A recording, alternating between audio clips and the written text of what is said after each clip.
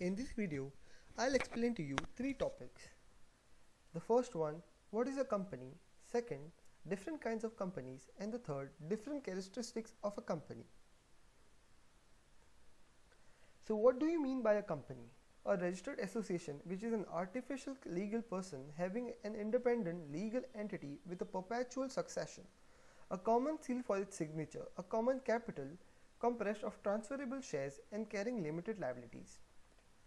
In basic words, a company is a business entity which acts as an artificial legal person formed by a legal or a group of legal persons to engage in or carry on a business or industrial enterprises. What this means is when an individual person or a group of people come together for a common term to earn profit or to operate a business, they form an association that is known as company. The second topic is types of companies. So there are four types of companies. The first one being Royal Chartered Companies, second one statutory companies and registered of incorporated companies, the third one being classification of companies based on liabilities of members, which will hold three more definitions under it, and the fourth one is private and public company, which is the common amongst all. So the first one is Royal Chartered Companies. These companies are formed under a special charter by the monarch or by a special order of a king or a queen. For example, of Royal Chartered Companies are BBC, East India Company and Bank of England, etc. Second one is statutory companies. These companies are incorporated by special act passed by the central or state legislature.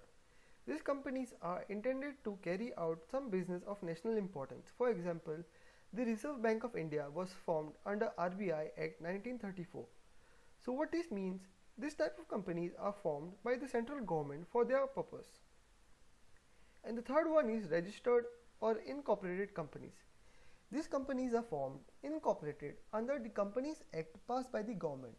These companies come into existence only after they are registered under the Act and certificate of incorporated is passed by the Registrar of Companies. So these are the basic companies which you need to register in order to your company to come into existence. Classification of companies on the liabilities of the members.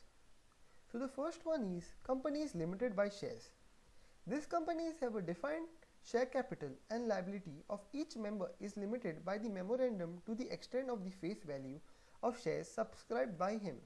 So what this means that the person who has limited shares in a company will have a limited liability.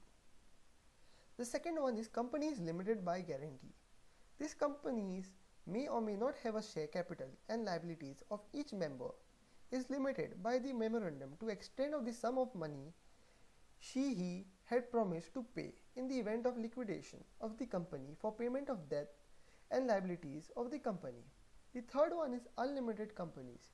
There is no formal restriction to the amount of money that the shareholder members of the company has to pay in the event of liquidation of an unlimited company.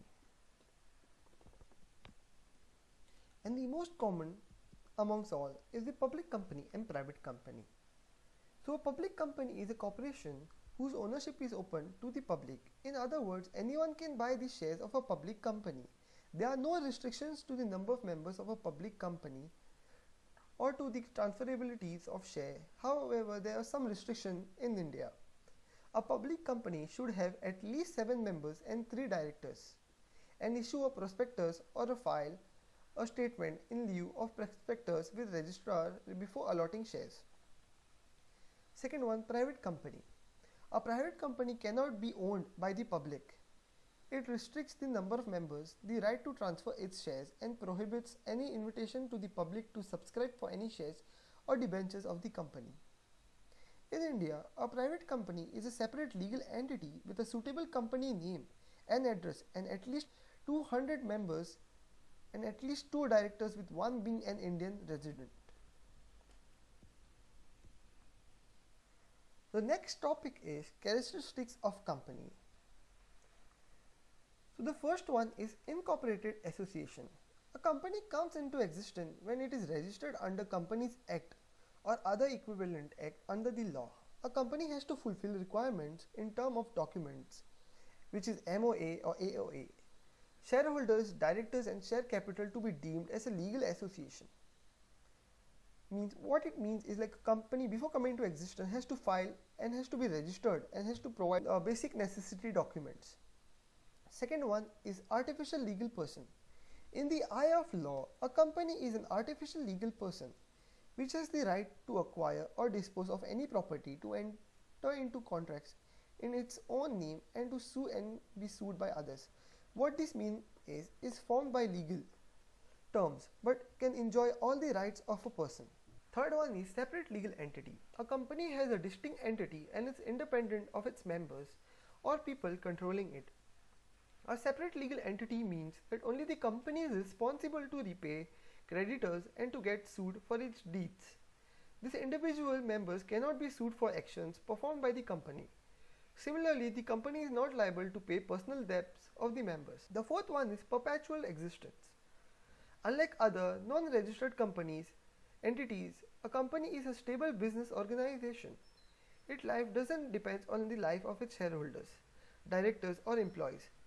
Members may come and go, but the company goes on forever.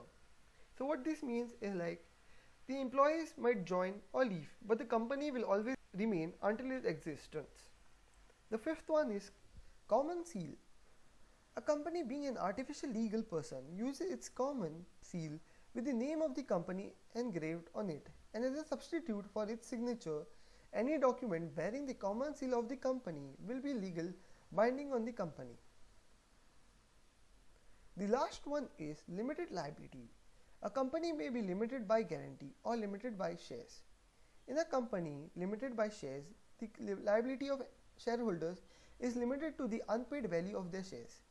In a company limited by guarantee, the liability of the members is limited to the amount they had agreed upon to contribute to the assets of the company in the event of it being wound up. Thank you for watching this video, and please like and subscribe and share this video.